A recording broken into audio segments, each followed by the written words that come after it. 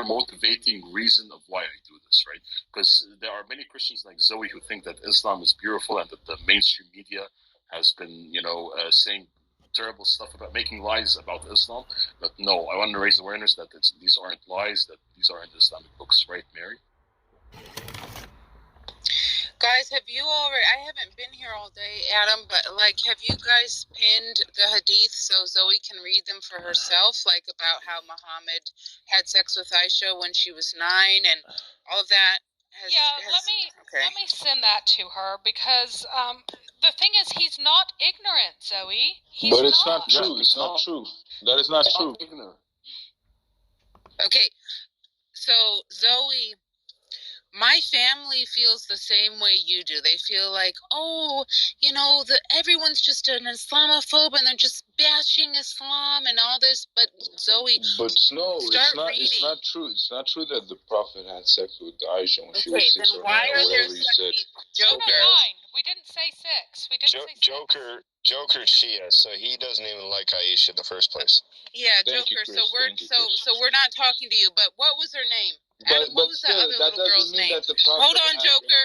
What was the other one's name? The Shia girl, the one. She was 9 too, so I don't really want to hear about any of your stuff. She died. Listen, you don't even know what you're talking about. She died when she was 18. She died when she was 18. No.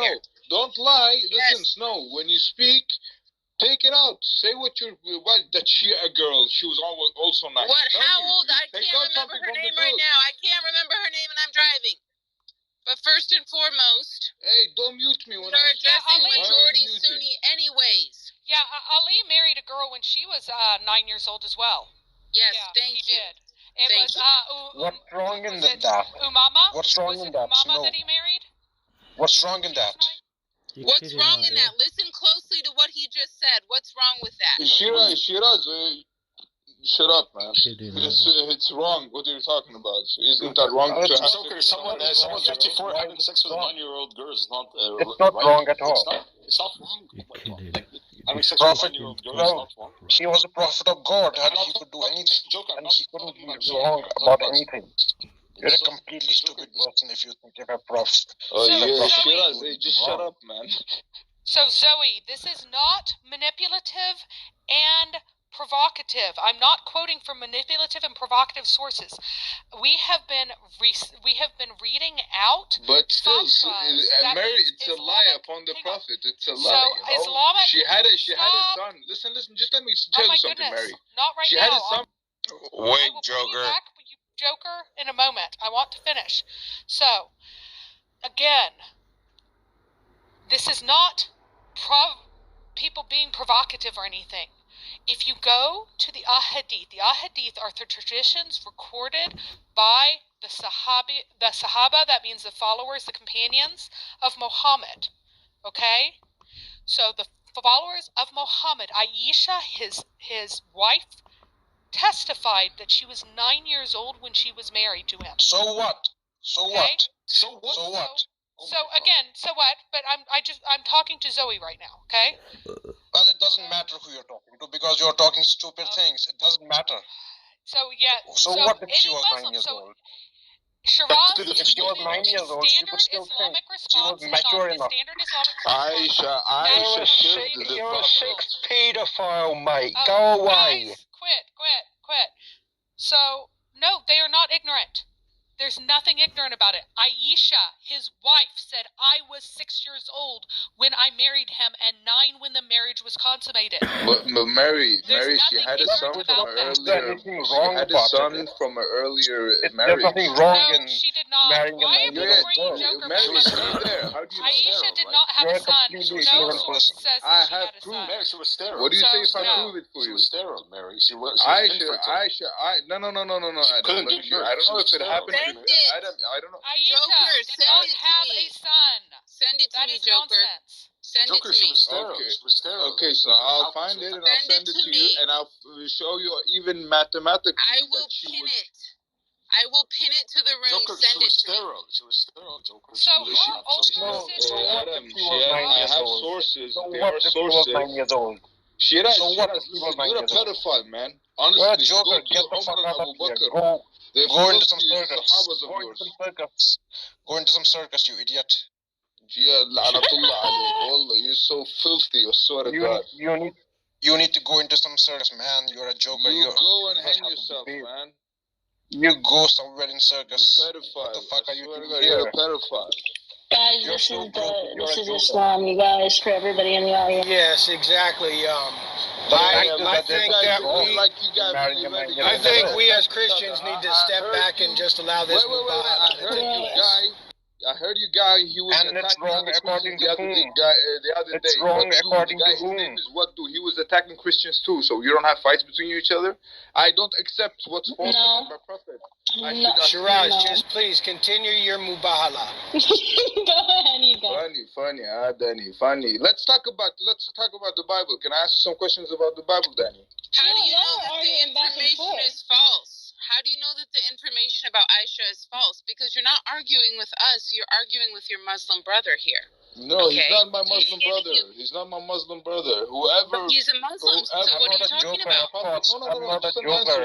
I'm not a joker. I'm not running in circus like him. How can I be his brother? He's a joker. This guy, he's a pedophile. Shiraz is a pedophile. I'm not a pedophile. He's a Muslim. Joker, just to save you time, Joker, any question you ask me about Christianity, I'm just going to respond Yahweh knows best. So continue. One mic. Can you give me one argument why you couldn't marry a 9-year-old girl? Is there any argument for that? I will tell it's you. Wrong according to whom? According to you. I will come to according to your thinking, and I don't accept your thinking. What do you think of that? Doesn't make any sense. What do you think of that? Answer me. If I come to your house, get your little kid at 6 years old, and I told you that I want to marry them at I don't marry my girl to a kafir. I don't marry my girl to a kafir, so you can go to hell. Right? You're going to go to hell. You're going to be in hell. Why would I marry my girl with you? So Shiraz, if one of your Sunni brothers came along and said they wanted to marry your 6-year-old daughter, would you be okay with that? If he was a pure Muslim, I would. Wow. Another Ali Dawah.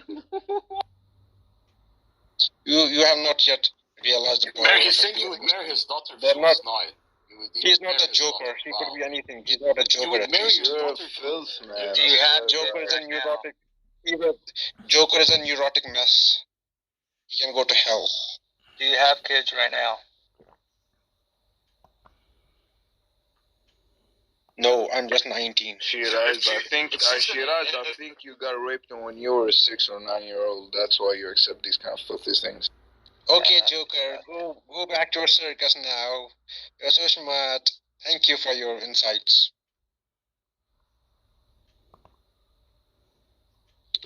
Listen, to everyone, listen. This guy is not my Muslim brother. He's nothing. The one who talks bad about my prophet, who gives bad reputation, false reputation about my prophet, is not my Muslim brother.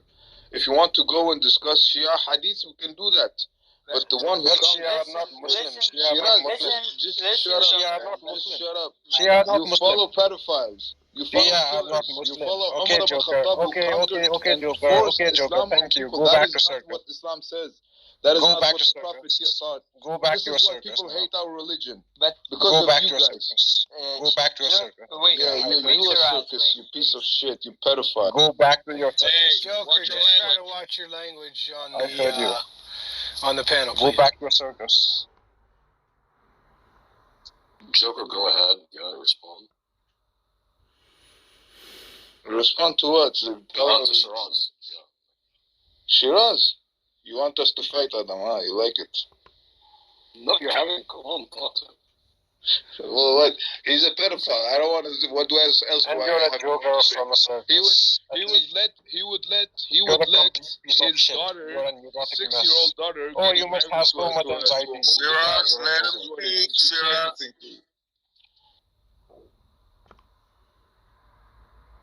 Go ahead, Joker. Well, I want one argument for why marrying at 9 years of age is wrong. She was not 9 years old. Maryam alayhi salam was not 9 years old. You're a filthy guy. You just want kids to get married, man. Honestly, let me finish. You fuckhead, let me finish. Let me finish, you idiot. Let me finish, you fucking idiot. Let me finish. Language, guys, just watch the language. Let him talk. That's the... Just watch the language. Come on, go on. That's the akhlaq. Shiraz and Joker. Can you at least both try, Shiraz, calm down. Shiraz, can you guys please at least show that your deen has not failed you? Shiraz, shut up for a minute, okay? Please show at least that your deen has not failed you by not using foul language, okay? At least do that. Now, he already lost that. Then he would let an old guy marry his 6-year-old daughter. That's how filthy he is. May Allah never give you a daughter, man. I hope you don't have a daughter. I would have to agree with that, Joker. He did say that he would let a true Muslim brother marry his 6-year-old daughter. Yeah, that's how filthy this Shiraz is.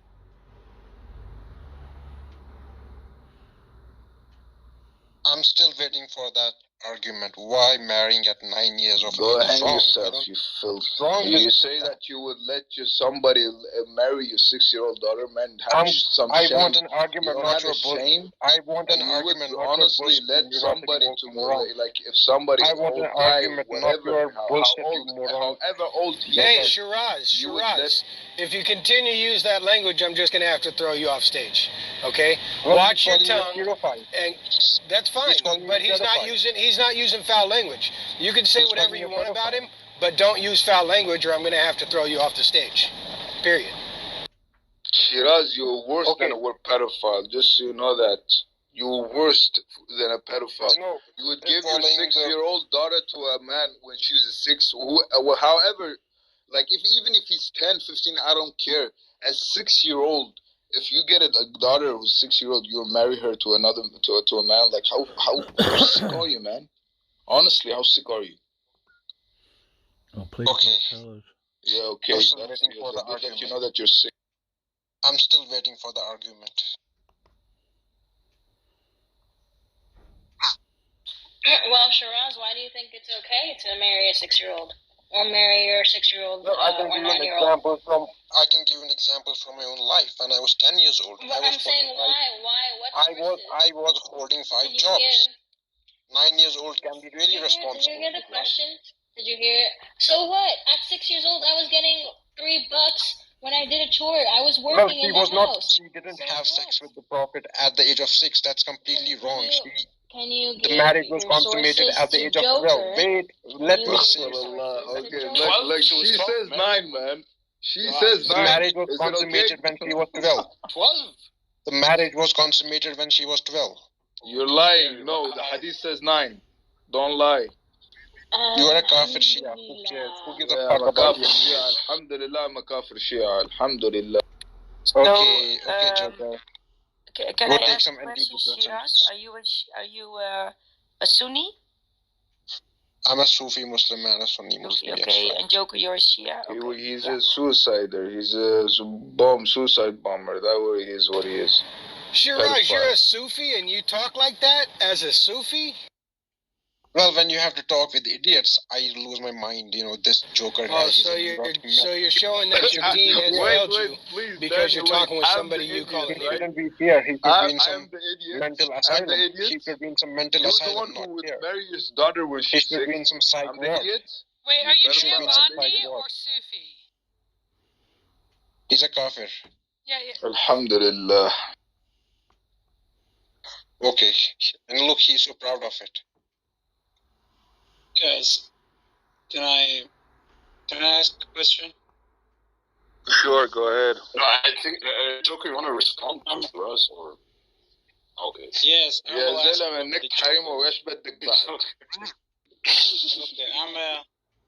I'm a ex-Muslim. I was a Sunni. Right now, I'm not a Muslim anymore. And as Joker said that. Okay. As Joker said, I don't believe in a religion that is allowing a 6 years old or 9 years old girl. Actually, what kind of a religion do you follow? Actually, this is the religion, and Muhammad did it. And as we know, everything that Muhammad did is Sunnah, and all Muslims should follow that. How do you say that you're not just supporting this, or you're not agreeing with this? As a human, you can, but as a Muslim, you cannot.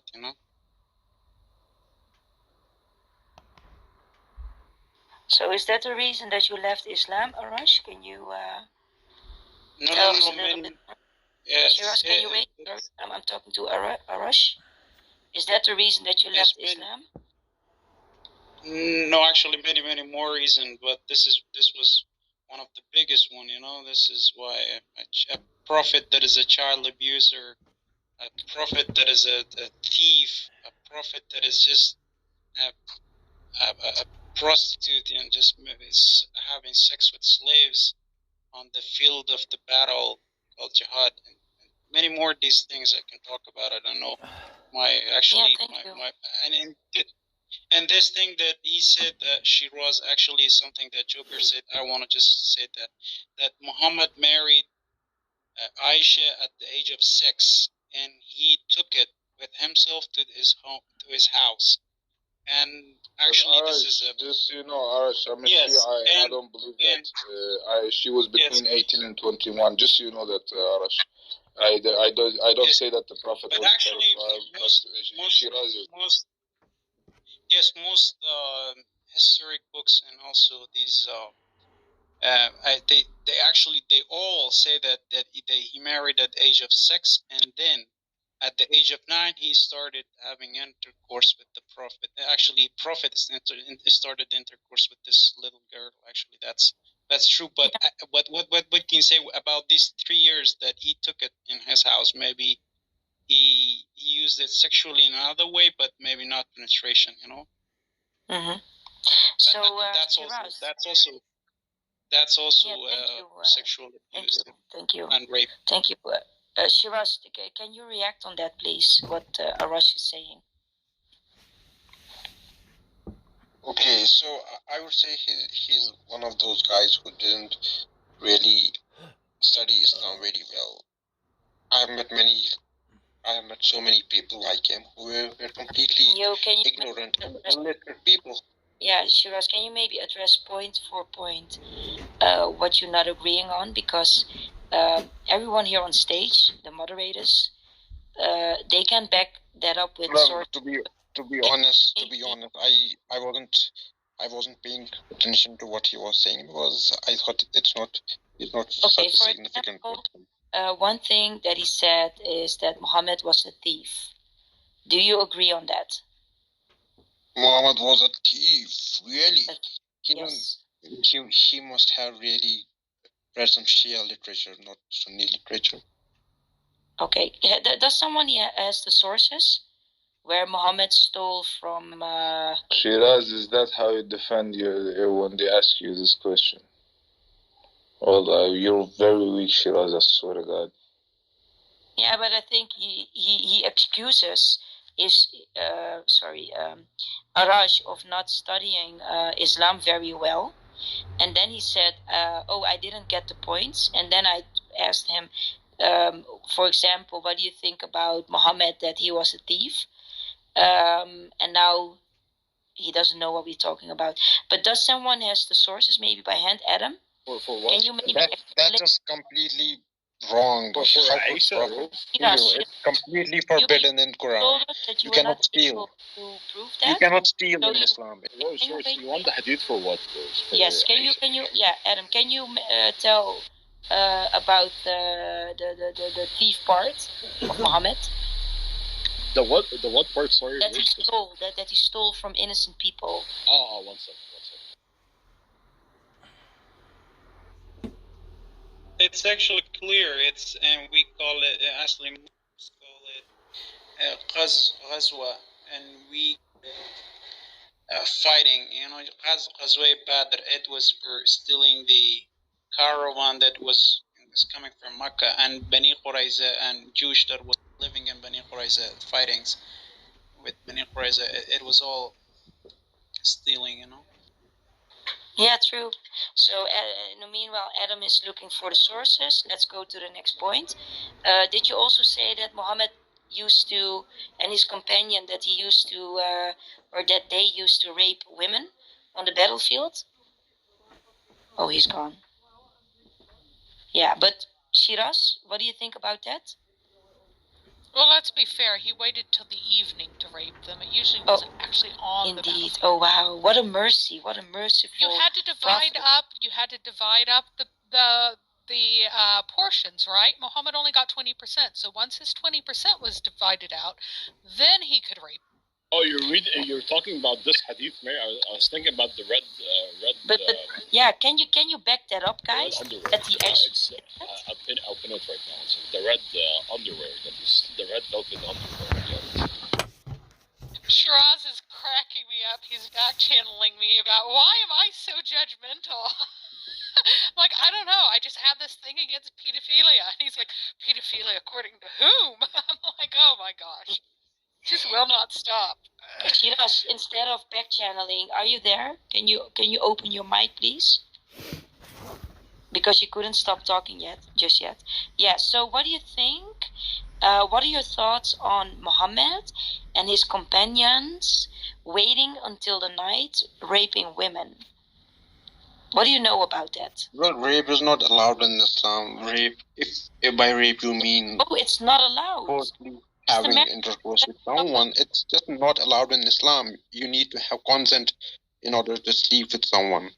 That is pure Islam. No, Shiraz, don't lie. You have Sabayat. You have from Umar ibn Khattab. He learned you how to rape women, slave girls. Don't lie. But this is not from the Prophet Muhammad. You are a Shia. I cannot. It's allowed in your religion. I just have a question. I just have a question. Oh, guys, let me make a point here. Let me make a very important point. Okay, guys, please, one at a time. Everyone mute, please. I want to say something. I want to wait. No, wait. We go point by point. I want to say something first. I want to make an important. Okay, but Shiraz, can you please wait? Because when a moderator is speaking, Rose will speak. Can you please wait and let everyone? Yeah, but just keep getting muted and move downstairs. Keep your mouth shut while the Shia religion is not part of Islam. Shiraz, don't panic. Don't panic. Sister Mary was bringing up the source about rape. Just because I don't accept pedophilia, he says I'm not Muslim. Who's talking? Okay. So can someone bring the sources? How much it is allowed to rape women? Yes. Yeah, so I pinned the hadith, Mary, if you can also see it. The verse where it says that no prophet could be false to his trust. This was revealed about the red velvet that was missing on the day of Badr, and the people accused him of taking it. In Arabic, it says that he took it. This is in Sunan Abi Dawood 3960. Right, book 30, hadith 3960. The people accusing him of stealing the red velvet underwear, and it's a Sahih hadith. And did you guys want the source for the fifth, that he could take the fifth of the spoils, the fifth of the booty? Even if there are thousands and thousands of companions, he has to take 1/5, right, of the booty in the wars, the spoils, right? Which is considered like some sort of like theft, right? Because doesn't want to. I cannot hear you very clear, Adam. I don't know if that's only with me. Oh, can you guys hear me well? Can you basically speak a little bit loud?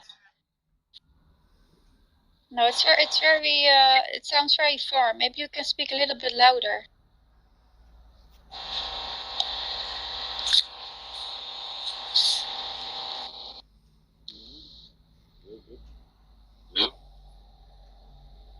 No. I need an Aramaic speaker. Do I happen to have one? Yeah. Is this better a bit? Yes. Oh, much better. Okay, cool. Yeah, I was saying that. Yeah, I pinned the link here. This is in Sunan Abi Dawood, book 30, hadith 3960. It's a Sahih hadith. This is regards to the verse that says that no prophet could be false to his trust. It was revealed about the red velvet underwear that went missing in Al-Badr, right? When the companions accused him of stealing it, right? Yeah, here it is. It's a Sahih hadith. And did you guys want the source for the... I've had enough of that Muslim stuff. It's enough to make a dog steak.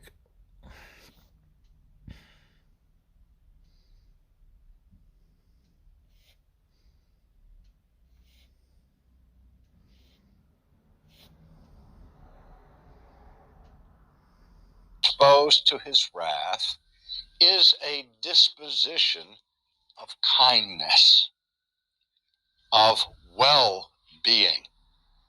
Now, we have to see that this particular statement about God's not taking any pleasure in the death of the wicked follows right upon an earlier statement that I'll call attention to in verse 7.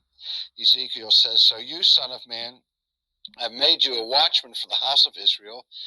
Therefore you shall hear a word from my mouth and warn them for me. When I say to the wicked, O wicked man, you shall surely die, and you do not speak to warn the wicked from his way, that wicked man shall die in his iniquity, but his blood will I require at your hand.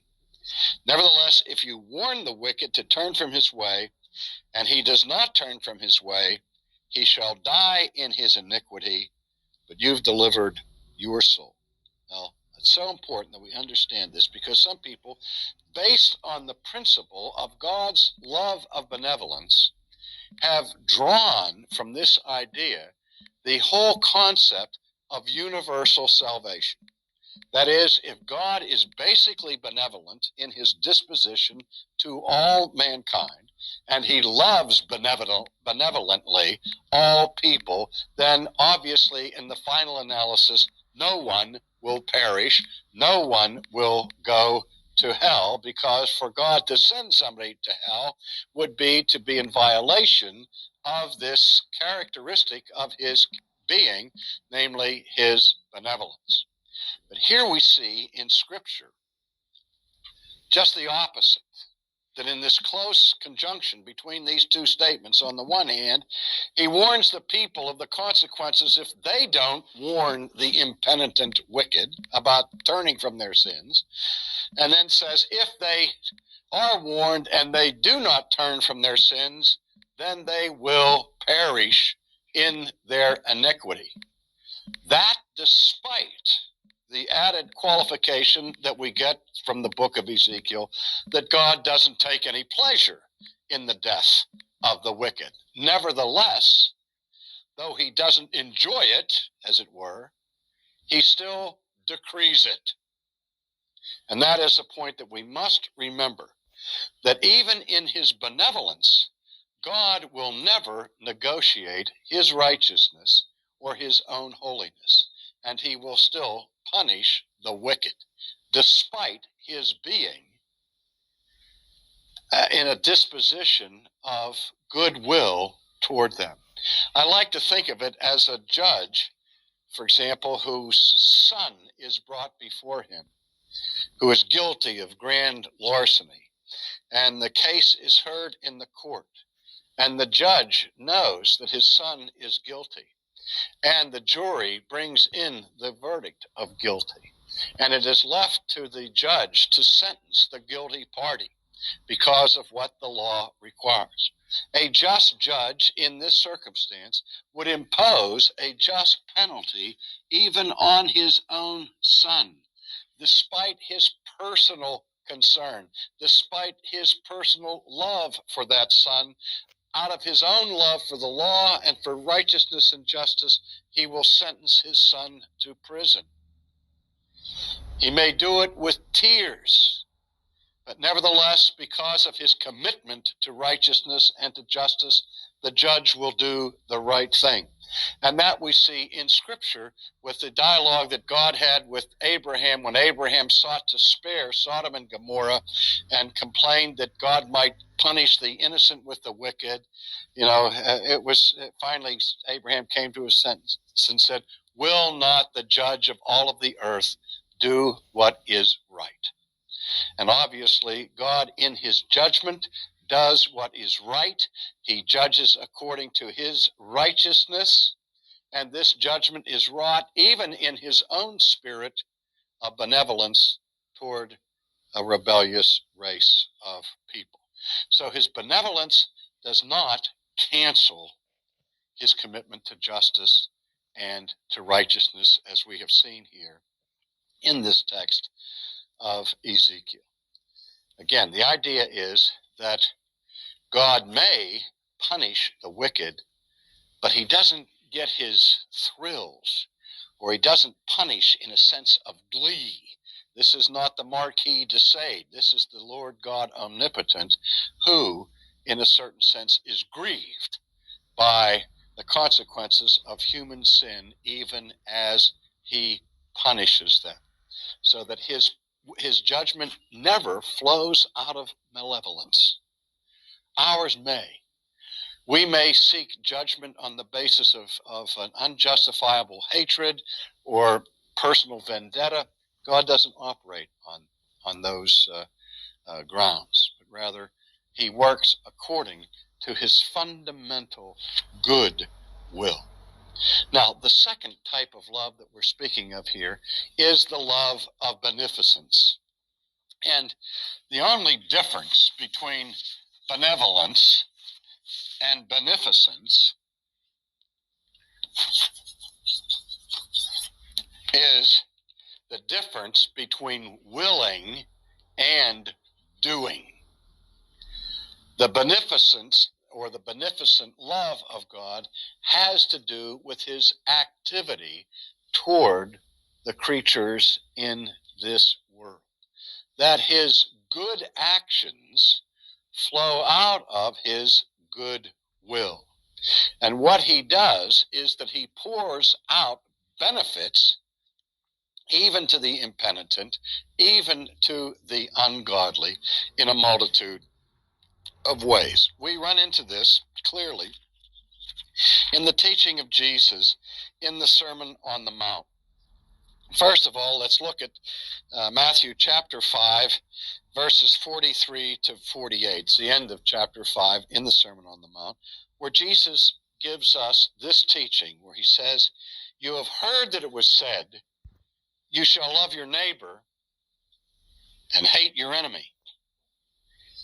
But I say to you, love your enemies, bless those who curse you, do good to those who hate you, and pray for those who spitefully use you and persecute you, that you may be sons of your Father in heaven.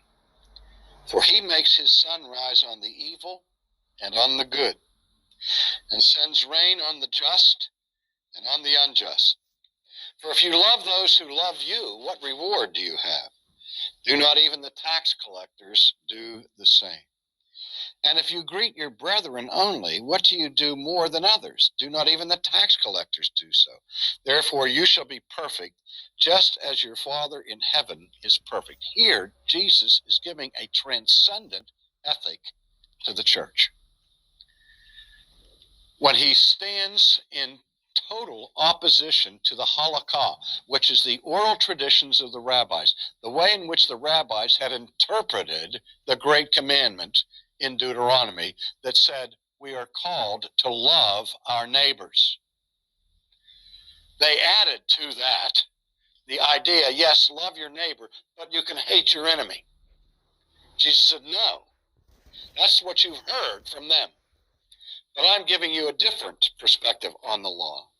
That not only are you called to love your neighbor, but you are called to love your enemy.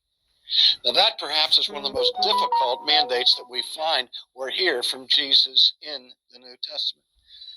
Because how in the world can we love somebody and despise them at the same time? How can we love somebody with whom we are estranged or at enmity? Well, in the first instance, when Jesus speaks about love, he's not talking about feelings of affection. If you study the New Testament concept of love, you will see that it's much more often spoke in terms of its being a verb rather than a noun. In our culture, love is almost always expressed in terms of being a noun. Doing with a feeling of romance, or a feeling of attraction, or a feeling of affection. Whereas in New Testament categories, what Jesus is talking about here is the love of beneficence. That we are called to love even our enemies with this kind of love. And it has to do with actions. It has to do with what we do. Now listen to what he says. Love your enemies. That is, bless the ones who curse you. Do good to those who hate you. Pray for those who spitefully use you and persecute you. Why? That you may be sons of your Father in heaven. Jesus is calling us to imitate the love of God, because this is what God does. He has a whole world that rises up in hatred against him, a world that curses him. And while the world is cursing God, God is blessing them. While he is being treated with spite, God is pouring out his benefits and goodness to the wicked. While they are doing evil to one another and to God, God is doing good to them. And he said, and so we are told by Jesus to behave in the same manner. Why? That we may be sons of our Father in heaven, because this is how God behaves. And he goes on and illustrates this further by an allusion to God's providence, by which his sun shines on the good and on the bad. His rain comes on the wicked as well as the righteous, and the crops of the unjust man are watered by the rain, just as the crops of the just man are watered by the rain. And this we call in theology God's common grace, as distinguished from his saving grace, which we call his special grace, which is uncommon. But common grace is that mercy that God gives to everybody indiscriminately. The rain, the air, food, shelter, and all of those things which manifest his beneficence. Now, I need to say one thing to qualify that in the final analysis, all of the beneficence of God ultimately results in greater judgment for the wicked. Because one of the expressions of our sinfulness is a refusal to be grateful. And every time God gives a human being a benefit from his mercy and from his grace, and that person has no response of gratitude, that person now adds to their guilt and their sinfulness towards God. The more blessings that we receive from his hand, for which we are ungrateful, the more we are doing what the Apostle Paul warns against, piling up or heaping up wrath against the day of wrath, so that the very benefits and blessings that God gives to the impenitent and the penitent person in the final analysis become tragedies because of the human response to the good actions and love of God. Now, in our Lex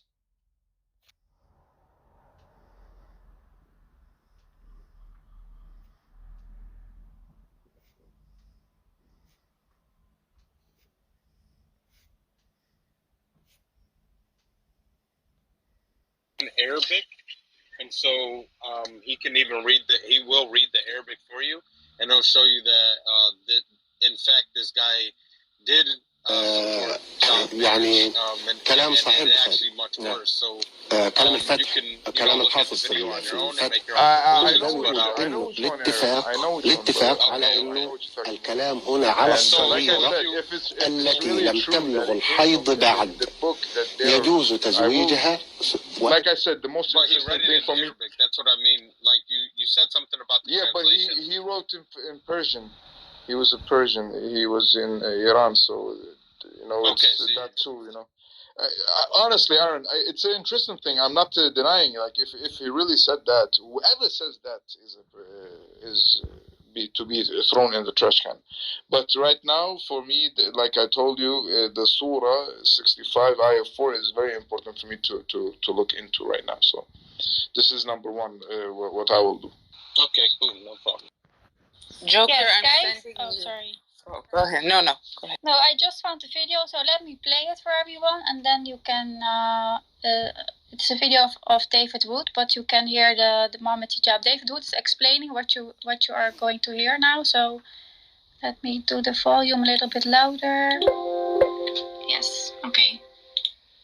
a little closer to the truth when he's talking to a group of Muslims, because he understands that some of those Muslims know what the Quran says. So hijab admits that the Quran allows and even promotes sex with prepubescent girls. If you look just at the Quran, you will get the indication that you can have sexual intercourse with a 5-year-old. If you just read the Quran, it is halal. It would be halal to have sexual intercourse with a 5-year-old. He even admits that other Muslim sources can't be interpreted to mean that a girl has to reach puberty before marriage, because Muslims can't get around what the Quran says. I want all Muslims to be aware of this. The reason why we don't have sexual intercourse with 5-year-olds and 6-year-olds and 7-year-olds or whatever is not because of puberty. Wait a minute, what did you say? It's not because of puberty, because that verse in the Quran actually says lam yahid. They never had puberty before. You can't go around that. So yes, so that's what I wanted to let you hear. So yes, please do your research and please come back on it. I'm very curious. I will do my research, Sister Dan. And Shiraz, man, I hope you don't get a daughter, man. Hey, Inshallah, Allah will not give you a daughter. Joker, you don't have, you guys, I mean, we live in 2022, obviously everybody knows. You don't have any tafsirs online that you could access right now? I mean, we can, hopefully we could wait a couple minutes, fill the airspace with some small talk. I swear to God, listen, I'm known in this app to just have fun with people, okay? Here I can have and sit and talk a little bit, but I mostly sit and listen to the hadith debates between Sunnis and Shia. This is what I mainly do. So now sometimes I come here, I have a good chat with some people I come along with and this is just give me the time. I want to go into this with what Diane gave me, and this is it. Yeah. Just please, definitely follow up. We definitely would like to hear how you're going to deal with this. And I'm asking you sincerely to please follow up, because sometimes people say, hey, I'll go look and I'll come back, and obviously we never hear from them again. It's everything is important when it comes to believing and what's up. It's very clear. So for me, this I have to check. Yes, and I'm very happy that you say that, Joker, because of course it's very important. It's not, no one is promised tomorrow, so it's very important that you are following the truth and that you are saved at the end. So yes, I'm very happy to hear that you are taking this serious and that you are researching it. And yes, I know for sure that Joker will come back, because he is always in our room. So and it's not, you don't have to do it for us, right? You have to do it for yourself. 1,000,000%, yes, sister. It's very the truth. We are seeker. We all are seeker for the truth. Except Shiraz, he's a pedophile. I have to go. Take care of yourself. Bye, Joker. Yes, bye. Thank you, Joker. Bye. Diane. Just a quick word. Umar here, Umar al-Jashin, he is saying that his prophet has banned Mutta. Umar, you have not read your scriptures. And I am not surprised, because your imams and your scholars don't even know their own scriptures. I'm going to pin a particular hadith, and that is going to be something that will open up your eyes about Mutta. No, your prophet did not ban it. If your prophet did ban it, then either Abu Bakr and the followers, they were not obeying your fake prophet. Click on the link above. This is Sahih Muslim 1405C. 1405C. This is what it says. And I know, Umar, you would have never heard this. It says like this: Ibn Urayj reported, Ati reported that Jabir B. Abdullah came to perform Umrah, and we came to his abode, and the people asked him about different things, and then they made a mention of temporary marriage, i.e., what is temporary marriage? Mutta. Whereupon he said, yes, we have been benefiting ourselves by this temporary marriage during the lifetime of Prophet and during the time of Abu Bakr and Umar. Wow. Umar, so if you don't know your scriptures, come to the people of the book. We Christians will teach you like a teacher teaches a schoolboy who has no idea about his own books. So when we will spank you, we will teach you from your own books. No, these are not Shia books. Sahih Muslim is your book. Sahih Muslim is a Sunni book. And this guy is saying that we have been benefiting out of temporary marriage during the lifetime of Prophet and during the time of Abu Bakr and Umar. So if you don't know something, please do not open up your mouth, and filth should not come out of your mouth. Okay? This is not a room for that. Thank you. Yeah, he actually said that Umar al-Kitab banned it, which I totally disproved, because he's actually reading from an hadith which is after the Prophet's death, where Umar was supposed to have banned Muta. The trouble with that is that Umar was not a prophet, and Umar did not receive revelation from Allah. So he could not ban something that was in the Quran after the Prophet's death. Could he, Umar? Yes, exactly. So that's very weird that they believe that a man abrogated the word of God because Allah allowed this in the Quran. So where does it say that Allah did not allow it anymore? So if he's saying, oh, Umar abrogated it, then you believe that his word is going above Allah's word. I don't know which one of the Muslims is saying that. But I really think you have to research it a little bit more and think about what you're saying, because it doesn't make sense if you really believe that.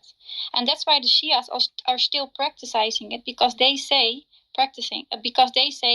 a man cannot abrogate the word of Allah because Allah allows it, and Allah never says anywhere that it is not allowed anymore. So think about that. And regarding Shia, I want to speak about breastfeeding the big. I want them to speak about it. Breastfeeding the what? the big. Oh, okay. Basically they have verses in the Quran and hadith sahih that they had verses and they've been eaten by by goat or chicken, and it had breastfeeding the pig.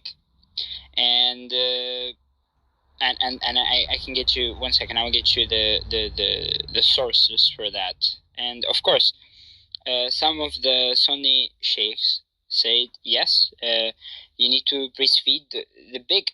Actually, breastfeeding them, not like in a cup, because this is a hadith da'if, weak hadith. It's actually breastfeeding them.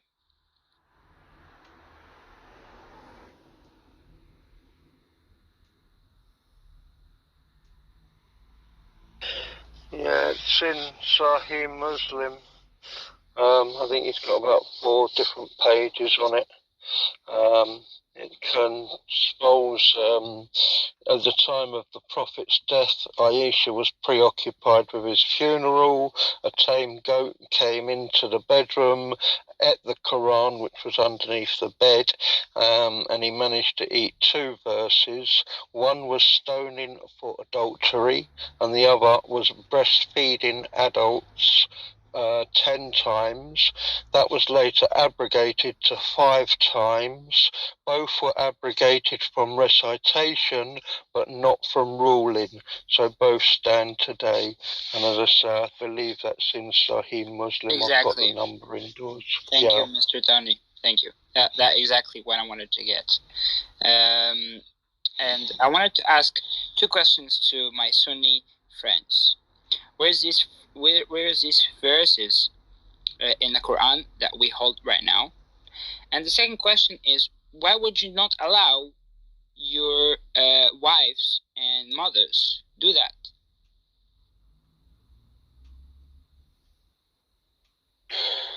Yeah, that's a good question. I don't think the Muslims can answer that question because I don't think they want their mothers to be treated like that. So I asked a Muslim one time that, and yes, he really had to think about it because he said, yes, no, I don't want my mother or my sister in a muta marriage. So yes, but I don't think we have a Muslim on stage. So No, we have to wait. I've seen a few stuff on this as well. Tony, he is saying that Quran cannot be abrogated, but Hadiths can be abrogated.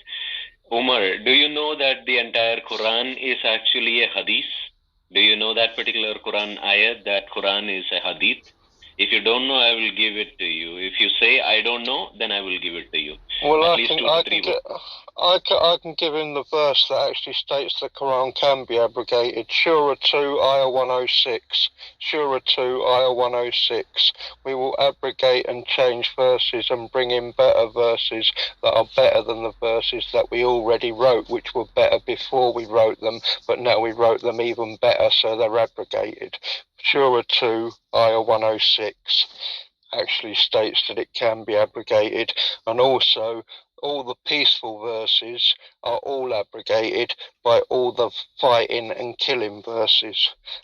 So there's abrogation for you right there. Secondly, there are 4 different verses on alcohol. 2 verses state that alcohol is good and it's from Allah and you should drink, and 2 verses state that alcohol is bad and it's from Satan. The verses that state that alcohol is good from Allah have been abrogated by the verses that state it is bad and it's from Satan. So there's proof there, right there for you, that the Quran can be abrogated and is abrogated. So you're wrong there.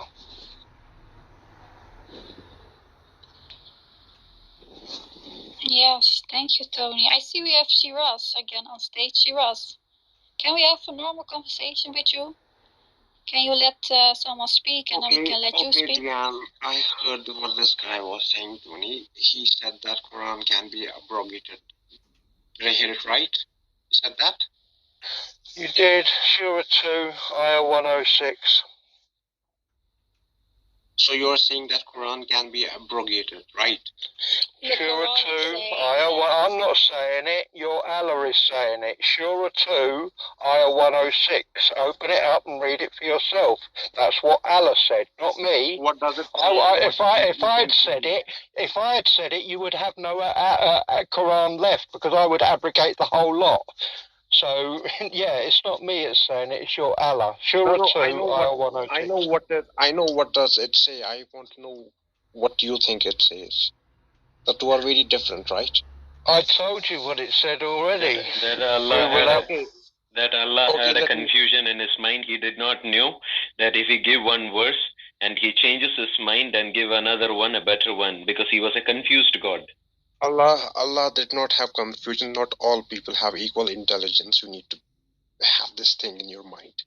Okay, so what Prophet Muhammad said, it's one of the Sahih Hadiths that Allah has completely revealed the Quran. There's not one single thing that is missing. There's not one single thing that can be added. Where are the verses of 10 times breastfeeding? Where are the verses of 10 times breastfeeding an adult man? What? Where are the verses of 10 times breastfeeding an adult man, so that this adult man can enter your house when you are not there and your wife is in your house? Where are those verses? No, I don't have time for your bullshit. I don't know what you're talking about. Just get the fuck out of here. Hey, Scriptures. Are you ashamed of your scriptures? The thing is that what you're saying is completely... Shiraz, where are the verses of 10 times adult breastfeeding that your wife is supposed to give to a man when you are not there? Where are those verses? You know that actually in the time of Prophet there is more than 700 Jewish killed in a battle, actually slaughtered, battle by the name of by Muhammad. So, I mean, you guys don't know nothing about Muhammad. They say, oh, Muhammad he's very merciful. I mean, I would say, okay, do you know how he lived? Do you know what he said? Do you know what he did? Nothing. You know nothing about him. You just read the Quran and that's all. You don't know what battles did he go through. You know, actually, after the Islam, Muslims went to India, and it was the most massacre war in the history of humankind. They killed a lot of people in India. Do you know that as Muslims? I get you, and I bet you none of them know. I mean, yes, we know. I know all the history about the Mughals and all of the Tipus and all of these people who came in, you know, and how they plundered India. Actually, I just should disagree with Mina. Many people that that are Muslims, not many, but some of them that are scholars, they know about Muhammad a lot, but they know something that was called through hadith, and these hadiths, actually, if we read the history, they know the Muhammad as hadith, and not as a history books. You know, they're not going through history books, they're going through these hadiths, and these hadiths were just actually gathered 200 to 300 years after Muhammad died, and these are just actually selective hadiths, not just all hadiths. There were a lot of fake and this not corrected hadiths. Let me surprise you. They sifted and they got actually this kind of hadith. But let me surprise you that the Quran himself let me finish is collective. Okay, I will let you finish, but I want to tell you this very fast, and I'll let you speak because I don't want to interrupt you anymore. The Quran itself was collected also. So if you're really bending about the hadith, then how do you read from the Quran? And how do you know the Quran you have right now, the Osmani one, is the right one? Yes, because totally agree. I know. Quran was not gathered when Muhammad was alive. It was gathered when Usman gathered the third caliphate of Islam. Just he gathered actually many years after Muhammad died. When he was died, actually they his companions that claimed that were just the true followers of Islam, they did not just they didn't actually praised him, or just they did not just attend in his ceremony of just going to and put him under, what do you call that ceremony of dying, and they went to they went and actually they fought when who should be the caliphate, the two most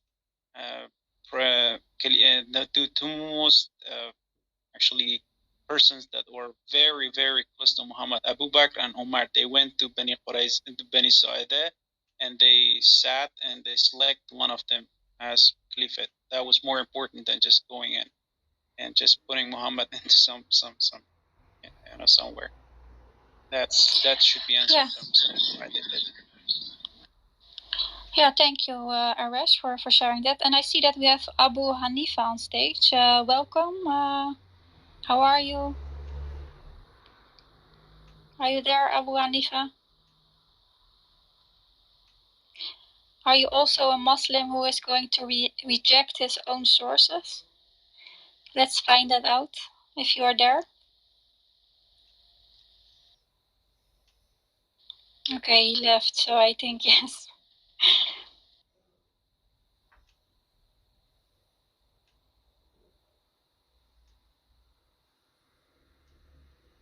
And hi, Brother Paul, welcome, God bless. Peace of Christ.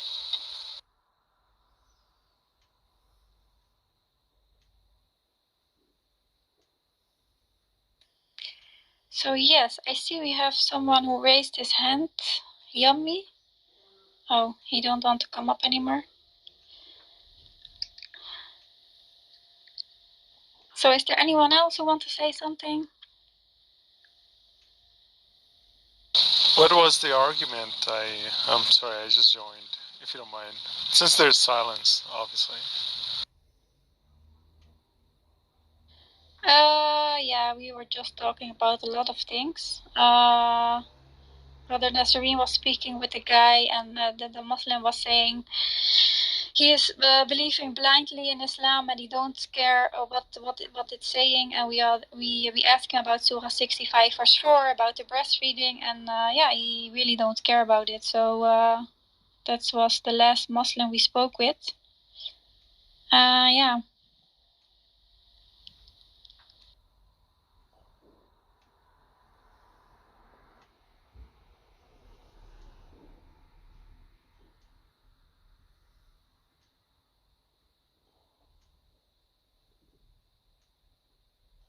Yeah, but it's always very funny that when you say something, when you give them a surah, when you ask them something, they always say in the beginning, "Oh, you're lying," and then when you ask, "Did you ever read it?" No. So they say, they already say you are lying, but they never read the surah, for example. And that I had that today 3 times. I was also in a Muslim room with the Muslima, and I asked her also about Surah 65 verse 4. She was saying, no, it cannot be true, and blah, blah, blah. And she was very mad and emotional. And then she said, which surah are you talking about? I never read it. So I think it's for Muslims very important to first go to the surah, first research it, and then say something about it. Because you cannot speak without reading it. So that's not a very smart thing to do. The thing also I want to say here, that is, Muhammad did everything against the Sharia that God gave to Moses. Muhammad lied in 3 conditions. You can lie as a Muslim under 3 conditions. Muhammad killed. Muhammad, I think I would say, he did adultery, because from what we read about him, I mean, definitely he did adultery. I don't call what he did is marriage. I mean, Muhammad did all kind of things. I mean, if you just read his story, I mean, you wouldn't need me to tell you these things. You just need to read what he did in his life, and you will understand. The fact that he is killing people to spread the God's word as Islam, spread Islam to the whole world, I mean, that's the fact that shows enough that he's not from God. God doesn't need somebody to kill another people. I mean, why would he create you to kill you? Why is the Muslim go out of Islam have to be killed? This is a question for every Muslim. Why everybody, as a Muslim, don't think Islam is the truth anymore, have to be killed. I mean, is God who created you really that bad? Wants to kill you because you don't believe in him anymore? Yes, and something I want to add, Diane. Yes, many Muslims actually they're Muslim because their father and mother they were raised in a Muslim house. But many Muslims that going without bias and reading Quran, like I did it, I just totally say that it doesn't make sense.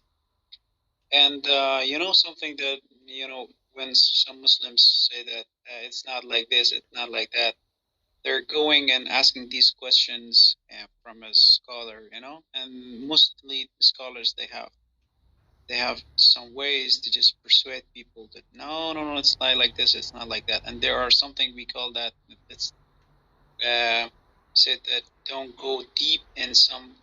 Actually, they were talking about this, that some questions are not allowed to be asked even from a perspective of Muslim. You cannot ask about some critical areas about these things. When you go and ask, oh no, don't ask this. They're not allowed.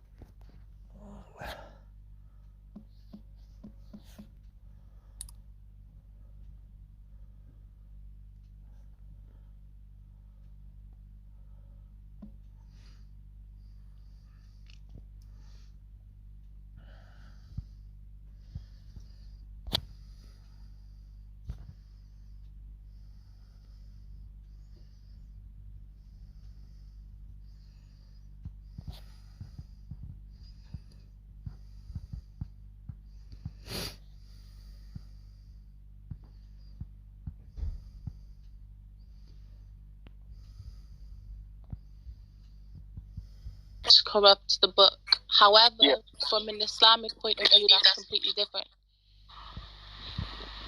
I agree. We have 400,000. Exactly. We have 400,000 variants in the New Testament, but 99% of them are basically spelling mistakes and just grammatical mistakes. So nothing that actually affects the theology of it. So 1% of that 400,000, so is about 4,000 textual variants could affect the text. Now, textual scholars like Daniel Wallace and those people, they've actually lowered that number to about 2,500 textual variants within the New Testament that actually affects the text of the New Testament. And none of those 2,500 words affect the Christian core doctrine, which is the eternal Son of God entered his own creation, died by crucifixion, and raised on the third day. None of the variants touch that, and that refutes your Quran. And we also do have secular scholars like Bart Ehrman, who literally very much despise Christianity, but they will even admit that none of these, in fact, like, how do I say this? None of these affect our core doctrine, our theology, because they're not, you know, they're not big enough to do that. I'm sorry, y'all. I'm so tired. I actually can't speak. Chris, please get off mute. So, when is the earliest manuscript we like dated to? Yeah. Well, the first thing is I don't like talking about the dated manuscripts that we have, because we do have dated manuscripts, I think P66 and those that are dated pretty early, but they're only fragments of what the text actually said. But in the same sense, when you go to the Quran, I think the oldest manuscripts of the Quran, there's only actually 3 surahs, and it's not even the full 3 surahs in that, what they call the oldest Quran. So when you get into the manuscripts and the dating of the manuscripts, you got to throw the Quran out the window too. So it's probably a bad argument to go down. Okay, well, what if you were talking to an atheist that doesn't hold to the Quran? How would you explain the preservation of the Gospels to an atheist? Sure, I would use the historical method, which you as a Muslim would deny. And what is that method? The same historical method that the historical scholars come to confirm that the Bible is authentic to the time of Jesus. Even Bart Ehrman and people to that nature realized that those people that were writing the Gospels were actually the apostles. Yep. Could you explain that method to me clearly? Sure. Well, there's a few different methods that scholars do to find out if there's historical relevance in a text. And now the first thing that they do is they go back to the earliest point, and they try to find all of the information on these stories, of course, right? And then once they do that, they try to, with textual criticism, they go through the different manuscripts, they see if these stories add up or if there's contradictory stories within the manuscript tradition. And if there is no contradictions and everything seems to come back, they can date it to a specific time, dated upon either the carbon dating and or the writing style of that time. And sometimes they can even date the ink that was used on the paper to narrow down the range of when the manuscripts would have been dated. But that's something that the Muslims deny. But atheists would accept it. So it's a lot easier to prove to an atheist that the Bible is authentic to the time of Jesus other than a Muslim. Besides that, we have early church fathers that also quote from the Gospels, like Papias, that lived 70 AD to 163 AD, like Saint Irenaeus, that lived in 130 AD, all quoted the Gospels. So we have so many that I could just list out. Tertullian, so they all quote from the Gospel. So yeah. Exactly. Even outside of the textual criticism, we have very much the early church backing up these claims. But Chris, I wanted to ask you. Actually, one sec. Go on. Yeah, I was gonna ask. Well, what proof do we have that the early church fathers wrote it in like the 2nd century, like you said? What? Chris, do you realize, the same way that you have chain of narration, right? We have the chain of authorship. Chris, do you know how you have chain of narration? Can you please get off mute? Yeah, you have the chain of narration. Like he said, we have the chain of authorship. So it's pretty much the same thing. So if you're to deny the early church fathers, then you would kind of have to deny the chain of narration for your own book. Excuse me, I think Chris is a troll. I don't think he's for real. I'm being serious. No, I think he is for real. Nah, I think he's a troll. Give him the benefit of the doubt. That's one thing. Sorry, just one. The church came for the book, Chris. I hope you know that. And the letters were written to a church. So the church came before the book. So our faith doesn't rest on the book itself. It rests on the testimony of the church fathers, because they were writing all the writings were writing to an existing church. Hope you know that. Yeah. So when Muslims attack the book, to me, it's kind of weak, because, as I said, all the letters of Paul were written to a church. The Gospels were written to a church. So everything was.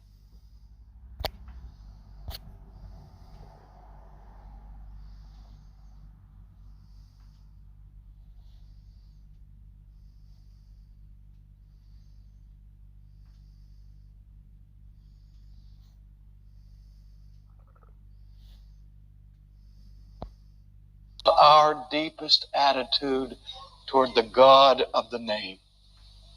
Let me tell it like it is. If you use the name of God,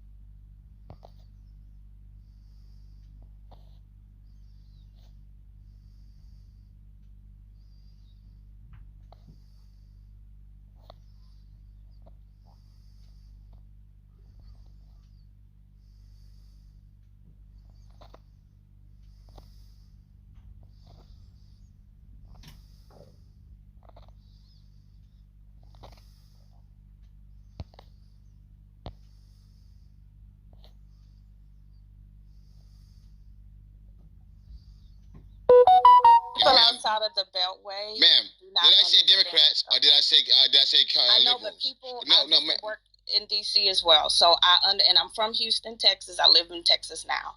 People outside of the Beltway don't operate and don't understand the terminology and the jargon that we use. So yes, you say conservative, liberal. People outside of the Beltway are going to hear Democrat and Republican. And that's their ignorance. I would bet some money to play the tape back that he said Democrats were liberals. He said Democrats. First of all, no, I didn't say Democrats. Yes, you did, Jonathan. You did too. And you said Democrats. You said liberal. And then you. Well, listen, man. Let's do this. Everybody. Just listen to the replay tomorrow. Yeah, listen to the replay. Listen to me, Jerry. I'm not gonna do this because I know exactly what I said. You know, I'm very deliberate with my words. Okay, and I said liberals. Okay, by definition. And I was given a definition. I didn't say Democrats because that's not the definition. And so, and that's the idiocracy that we get here, where you guys want to just come and say, oh, shit, I may be wrong. Let me just say he said something totally different. And the shit's recorded. And then later on tomorrow when I go, later on tonight when I listen to this thing, I know exactly what I said because I was very deliberate with what I said. Because I said it many times before because I truly believe that, and others don't. And I was ready to defend it when I said it. So, by you guys saying that I said Democrats, because Jerry actually said Democrats, someone else said Democrats, and then Jerry said Jonathan's going to get mad, Jonathan get involved, I yield. People, not you people, but people. There is no, Tara, but no. Before you say that last part, I gotta say, there is a law. There's a law called STOP. It's Stop School Violence, where the federal government has actually, Congress got together in 2018, came with a bill that would give $1 billion for school safety. As part of it, there's also something called COPS, which is gives grants, gave $125 million this year for actual hardening of school, metal detector security, etc. So maybe people should be asking their communities whether they have availed themselves of these types of resources. One second. I can guarantee you one thing, and I don't know this for a fact, but I'm going to assume this. If $10 is supposed to go to something like that, I bet all $10 is not going there. I think that people's hands be getting greased. It's much more going on, I believe, when we hear about all these big budgets going and stuff like that. But everybody remember one thing, okay, before we go any further. 18 kids are dead right now. They got slaughtered. They got slaughtered and mauled down by some little devil. Okay, so let's keep that in mind as we continue on this conversation.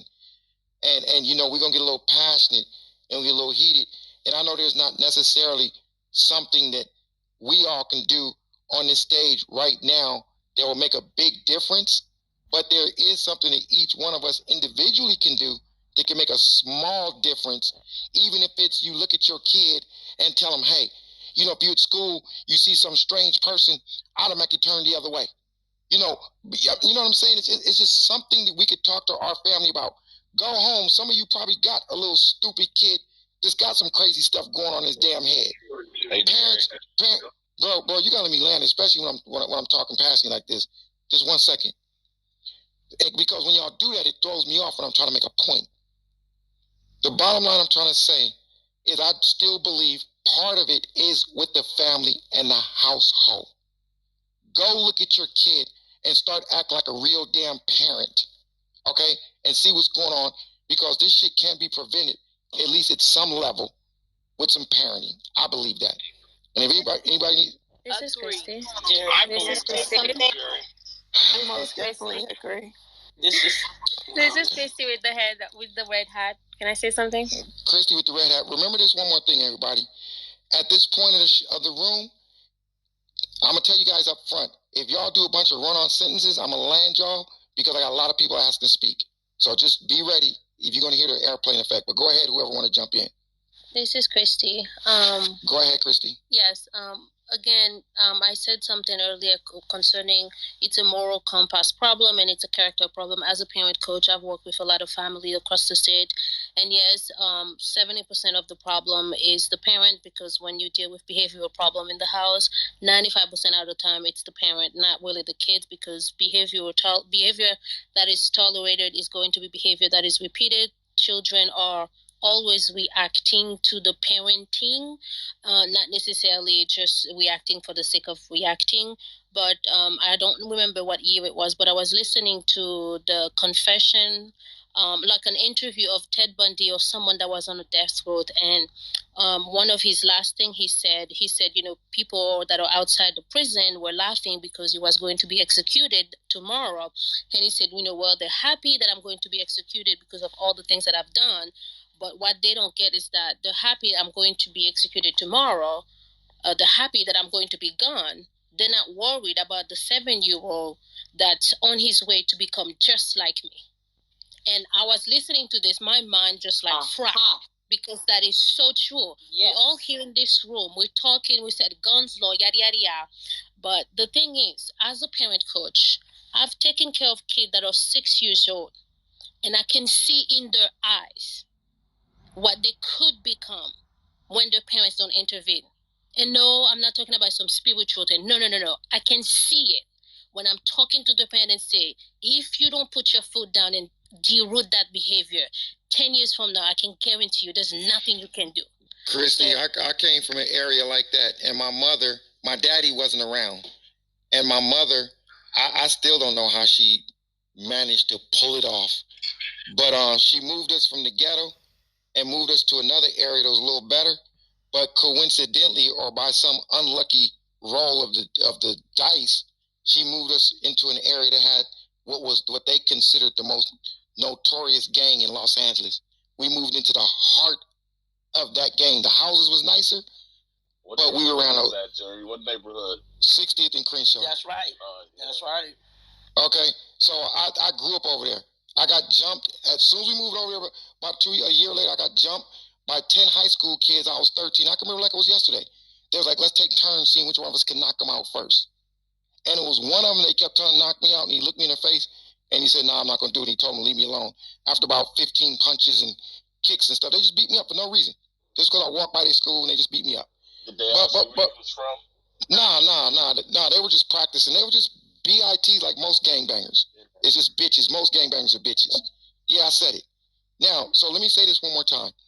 So, you know, looking at my friends' brothers' guns under the bed at like 8 years old, you know, seeing stuff like that, 9 years old, 10 years old, you will become a product of your environment if you don't have a strong household or somebody in the house to reel you in.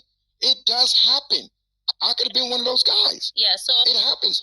Now, we're not saying if it's, you know, 10,000 killers. We're not saying all 10,000 of them, you know, came from a screwed up family or could have been mitigated, but at least half of the damn thing. But I gotta keep the room pushing. You want to say one more last thing to land, but I want to keep the room pushing. Yeah. Miss. So yes, the question I was going to ask you. So you know, your upbringing sums up to the mood of your home. It all revolved around what happened, and you know, outside of the house was chaotic. So, but your mom made sure. I'm gonna be honest with you, though. I'm gonna be honest with you. My upbringing kind of messed me up because I have PTSD, and I can snap very easily bro, don't do that, bro. Don't do that right now. I do too, and I'm from Buffalo, New York. Mute your mic, bro.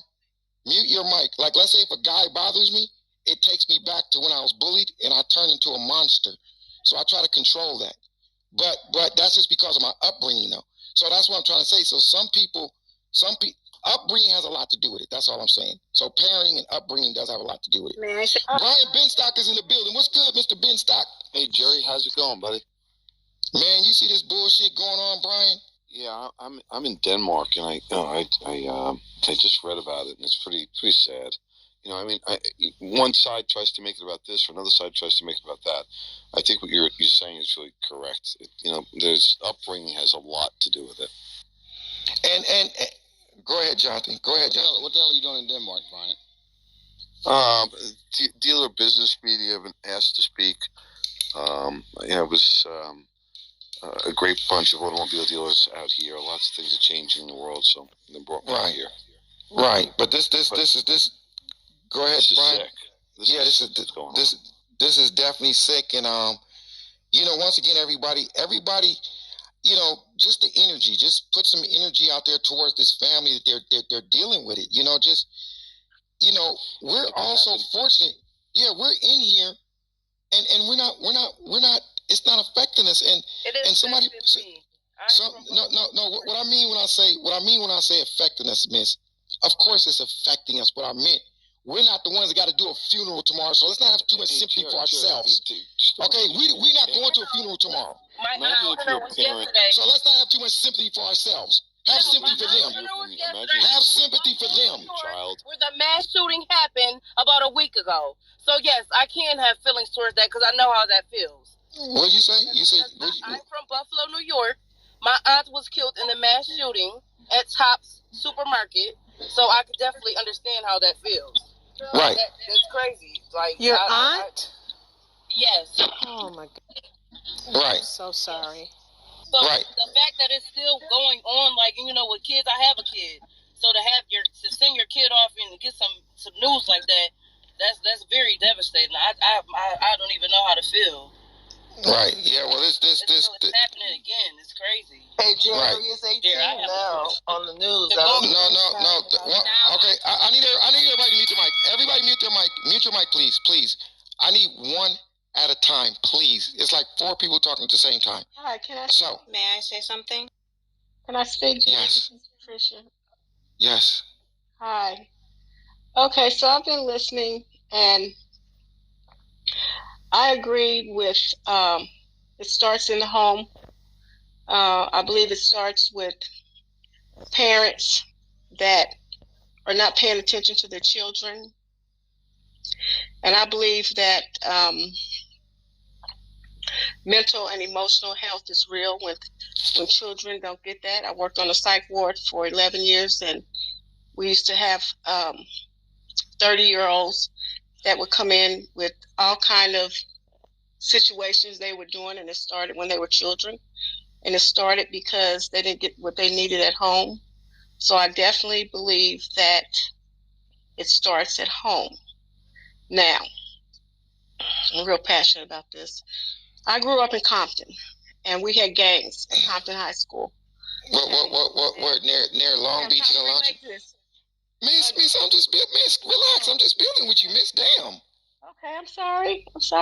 I just named a area in Compton. That's all, miss. I went to Colin P. Kelly Elementary. I used to live off of Alondra, Long Beach Boulevard. I'm just building with you, miss. You went to Colin P. Kelly. Okay, that's over in the area. Right. I used to live on Agnes. Okay. I'm sorry. That's in Linwood. I'm sorry. I used to live on Elizabeth Street in Compton. Okay, so all right, Jerry, I got you. Sorry. Damn, so this building. At my school, even though we had guns at my school, Compton High School, the gangs, they took care of our school. Like, nobody got in our school that wasn't supposed to be in our school. Like, they made sure that if you belonged in our school, you got in our school. If you didn't belong in our school, then you didn't get in our school. So it's real difficult for these kids now because they don't have that. It's like dog eat dog for them now, and I feel really bad for them because I have a granddaughter, and I don't think my daughter pays attention to her. I think she gets all her solace on her cell phone. She comes over here, she's on her cell phone. I can't speak to her. So I think it starts in the home. I really do. And I'm a grandmother, and I'm an old school person too. So I kind of like go along with the people that believe that it starts in the home. And I go along with mental illness plays a part, and emotional. Okay, appreciate you. I gotta go ahead, John. Go ahead, John. Yeah. They updated it now. 1 adult killed. I mean, they went from 3 to 2 to 1. What? Yeah, so it's 1 adult kill is what CNN is reporting, at least right now. But Jerry, I want to address what that lady just said, and I want the people on the stage, to just respond. Do you guys think that there's something wrong with, I guess, this country where people are saying that the gangs protected our school? Because when you have a gang protecting your school, that comes with a whole That comes with a whole other set of freaking problems because they're still criminals.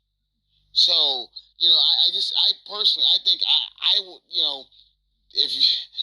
When you come to the point where you say the gangs are protecting your school and you guys are happy about that and say those are the good old days.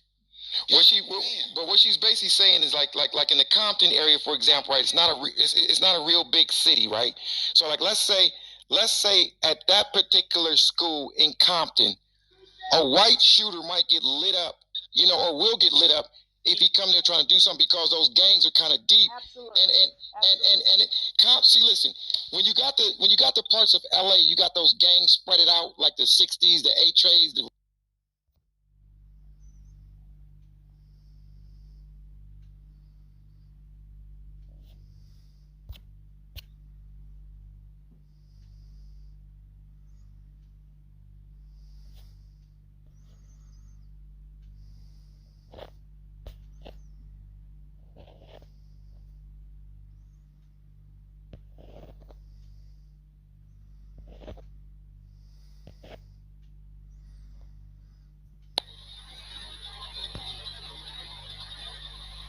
Well, Gipsy, if you're busy, man, I understand. I may go check out some other rooms.